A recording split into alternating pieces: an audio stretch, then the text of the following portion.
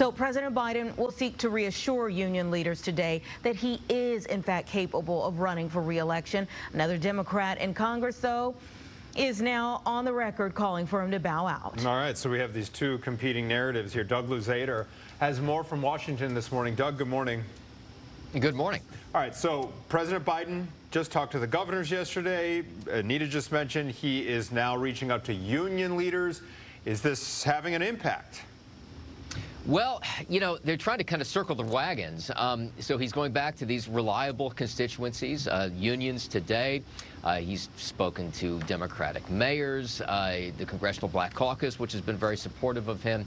So he's trying to do this at the same time that there are some more defections here on Capitol Hill. We now have 7 Democratic House members saying that Biden should not run for re-election. That's still a relatively small number. So this is a question of kind of management right now, whether the Biden team can make sure that it kind of ends there with those 7 or whether that number continues to grow. And the other thing is we haven't had any senators, Democratic senators, come out and publicly say that Biden shouldn't run, and this is, you know, a situation where the president wants to keep it that way. So they're trying to manage all of this and kind of buy themselves some time to make it so it's really too late to replace Biden on the ticket.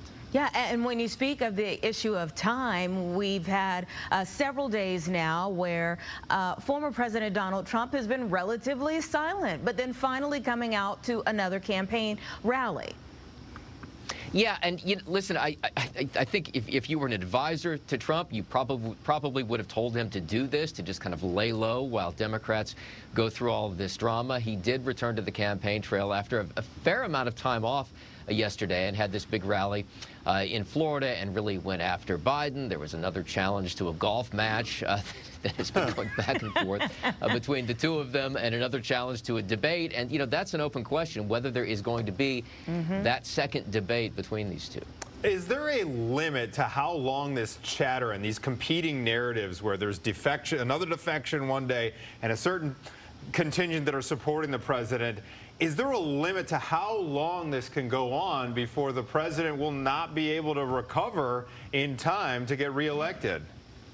Yeah, and I guess the flip side of this is how long will it be until his detractors within the party realize that there just isn't time left to replace him? So this really is kind of a waiting game on both sides here. There is theoretically time to replace Biden at the top of the ticket right now, but the quantity is decreasing obviously every single day here, and it does get more and more difficult, even if they were to transition to Kamala Harris at the top of the ticket. That would really require a voluntary removal from the race, though, on the part of Joe Biden, and by every indication, he's staying in this. Yep. Absolutely. Okay, thank you, Doug Luzader there in Washington. We'll check back in with you tomorrow.